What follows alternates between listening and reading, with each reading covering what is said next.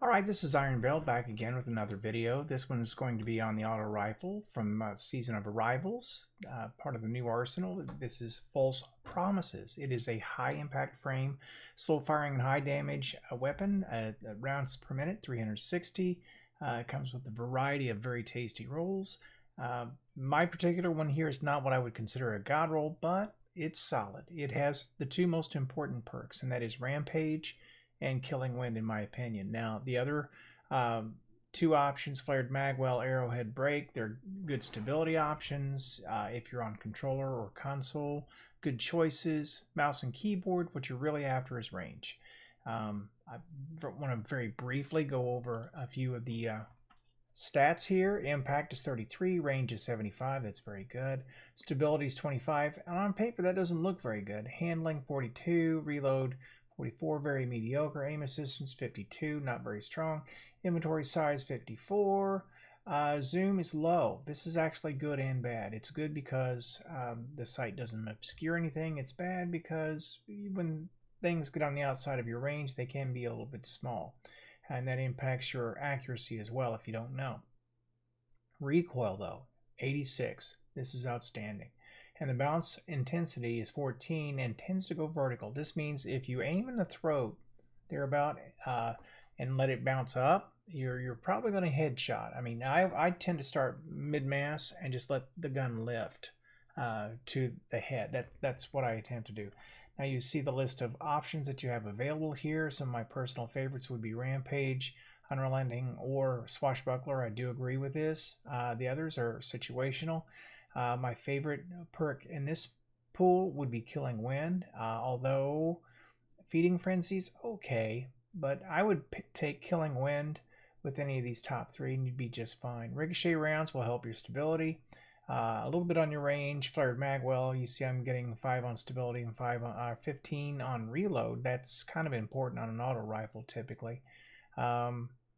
I'm going with Arrowhead Break because it's what I have, and it does help handling and recoil. You see it's plus 30 to recoil. Again, if you're on console or controller, that would be a really, really great perk. But mouse and keyboard, what you really want is Hammer Forged Rifling because it's plus 10 to range. Push that range out as far as you can. That's really what you want to do. So, let's get to the gameplay and let's roll it. Let's see what we have.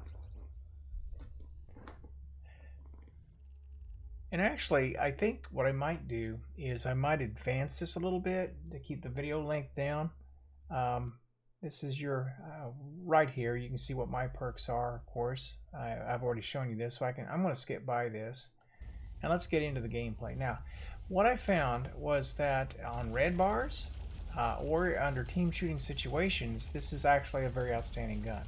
Against the yellow bars, not so much. But let's remember a couple things.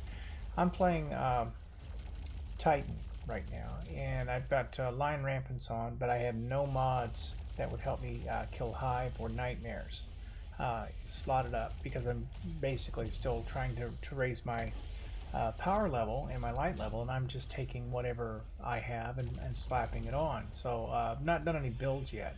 So what you're seeing here is pure gun. Whatever killing is going on is what the gun can do. And again, I just lift that up and let it just rise to the head.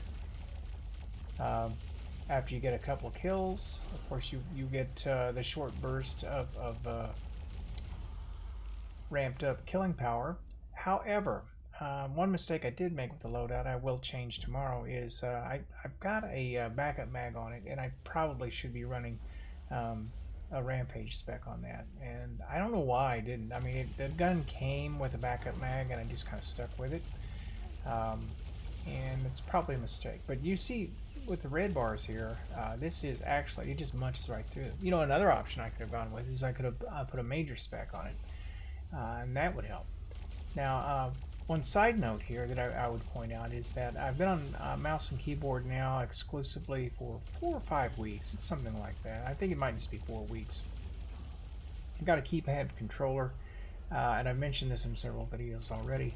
I'm really starting to get used to it. It's taken a while. I'm, of course, Hunter's still a little specious, but my Titan, my Warlock, I'm starting to get the feel of it. Movement's different on those two. There's It's just a different game for those characters. But I'm making better use of my abilities. My movement's better. My placement's better. I don't feel like I'm having to think about what my hand is doing as much. I can focus on the gameplay more. So yeah, for any of you, and this is just kind of a bonus for the video, if you will, any of you considering getting a keypad for your mouse and keyboard setup, I wholeheartedly recommend it. The one I got was the Razer. I don't know if I have it here. Let me pull this out.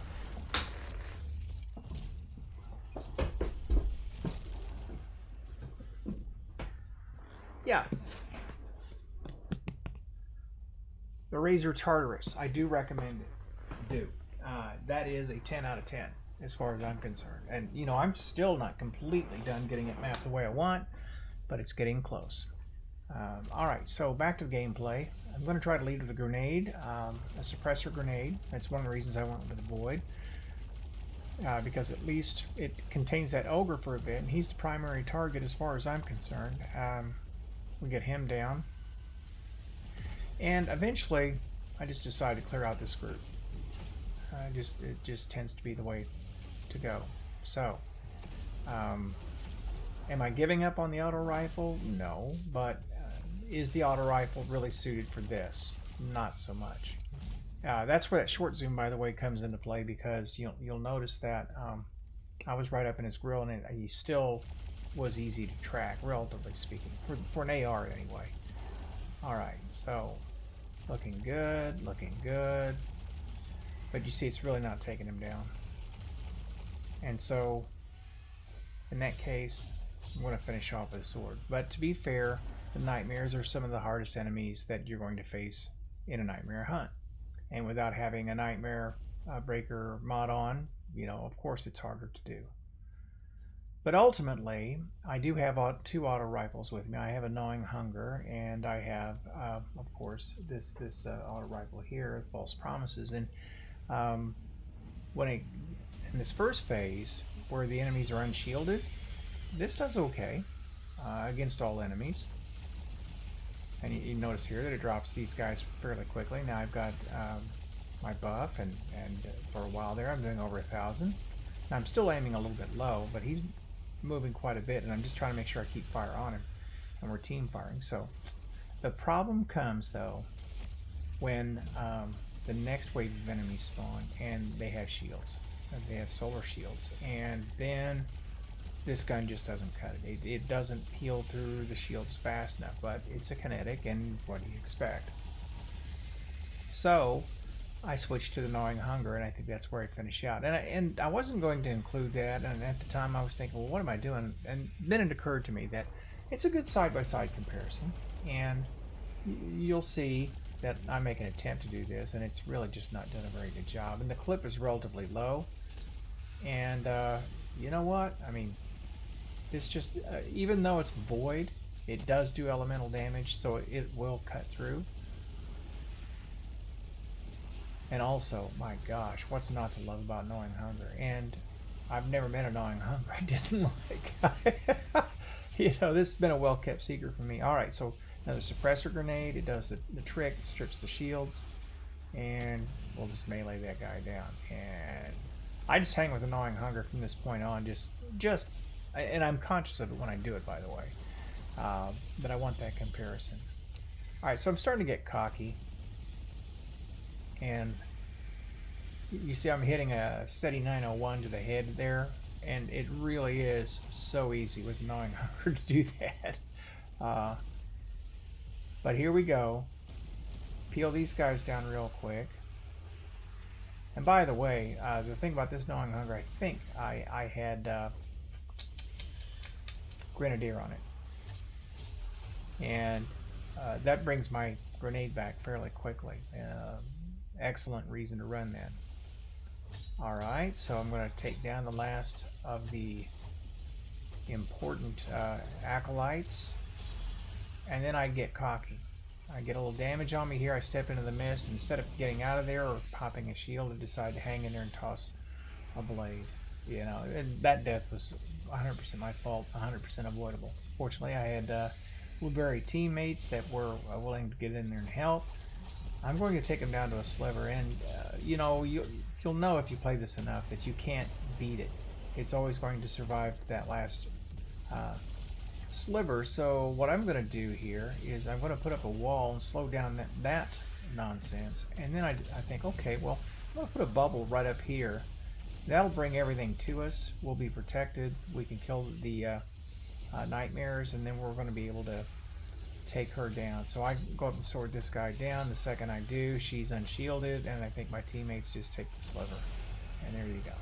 And that's the end of it. So, what do I think about the gun? Well, it's a great gun.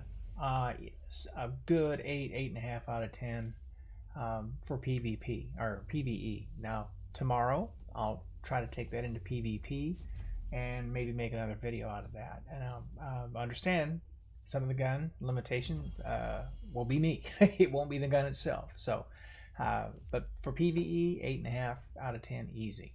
It's a very solid offering, as most of the guns are this time around. So with that, I'm going to close this off. This is Iron Bill, thanking you for signing in, and I will see you tomorrow.